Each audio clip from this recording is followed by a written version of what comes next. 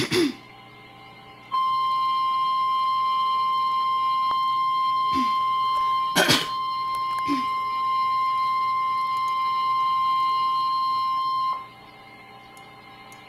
National Weather Service in Grand Rapids has issued a flash flood warning for Kent County in southwest Michigan until 1 a.m. Eastern Daylight Time, Wednesday at 6:58 p.m. Eastern Daylight Time.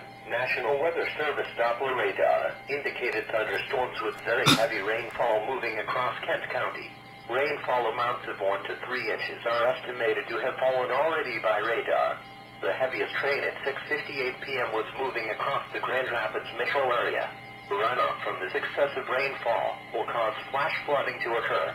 Some locations that will experience flooding include Grand Rapids, Cedar Springs, Lowell, Rockford, Sparta, Bound Center, Elmdale, Gerald R. Ford Airport, Harvard, Parnell, and Standale.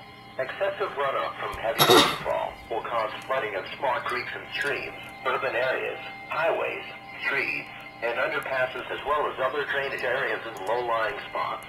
Do not drive your vehicle into areas where the water covers the roadway.